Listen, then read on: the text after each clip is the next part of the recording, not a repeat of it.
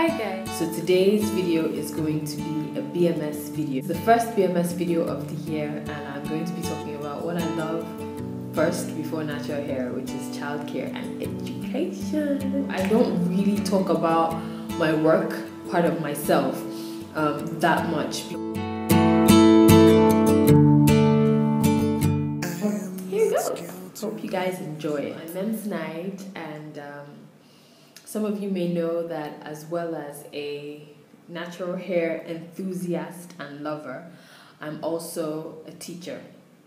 I think I mentioned it in one of my videos. In parenting and childcare, you realize that you cannot use one rule for every child because every child is different. So that's one of the reasons why I don't really do videos about, my work.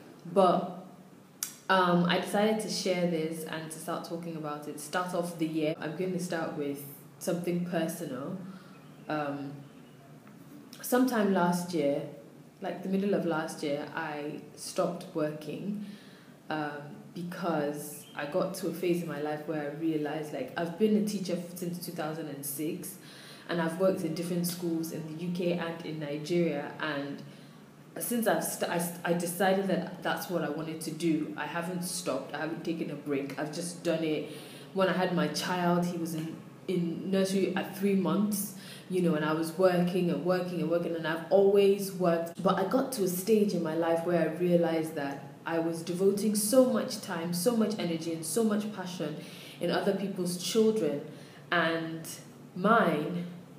I don't want to use the word neglecting, but it actually looked as though I was beginning to neglect my own child, because I know that if I wasn't working, there's an incident that happened that made me really know that, I need to reevaluate my life.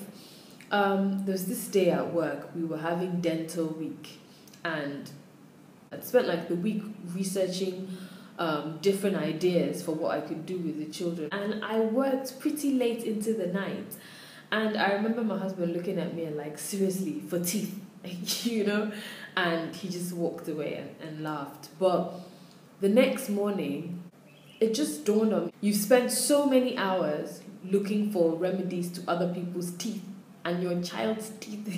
So that was the first incident that happened that made me kind of start reevaluating my life and what I was doing and my priorities and everything. And yeah, so I realized that after that happened, things kept happening, things kept happening over the course of some months, and then I was like, what, I think I need to take a break and think through what you're supposed to be doing. And then I started doing that, and I've been away from work for a while.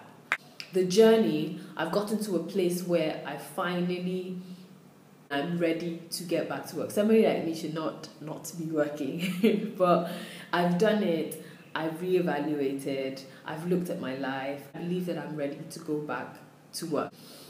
Okay, so I have a son. He's going to be 4 in next month. Actually, he's going to be 4, and some days ago he came home and he said, "Mommy, my teacher did so and so to me." He said, "Mom, my teacher shoved me." I'm like, what's happening? Why would she shove you? Why would your teacher shove you? And I'm like, what? Your teacher shoved you? And the parent in me was like, what? And I calmed down and I'm like, really? Your teacher shoved you? Why? And then he says, I don't know, she just shoved me. And I'm like, really? Were you in her way? Did she talk to you first? I just started asking him different questions. He said, no, she just did this. Being a parent yourself, when your child says to you, oh, my teacher beat me, and you're like, what? She beat you? I'm going to school tomorrow. I'm going to tell her she's mad. And then you start reacting like that. That's a reaction. That's attention. The child is getting attention. They need attention. So they will either feed into that, or if they don't want that reaction, also depending on the age that the child is in, they're going to never tell you anything because they don't want you coming to school to embarrass them. So they will just stop telling you. And you're like, my child doesn't talk to me. I don't know what's happening to her. I don't know what happens in school. It's because of those kind of reactions. So when that happens, the best way to handle it is just conversation. Just calmly ask what the questions you need to ask and deal with it, the way you need to deal with it, okay? I know that being a parent is hard work. We're all trying our best. Before I had my son, it was easy to say, oh, parents do this, parents do that, parents need to do this, parents need to do that. But when I had my son, it was a process. Just your emotions, you have to put all of that to the side to be the best that you can be for your child. It's not an easy thing to do. So it's hard, and we need all the support that we can get.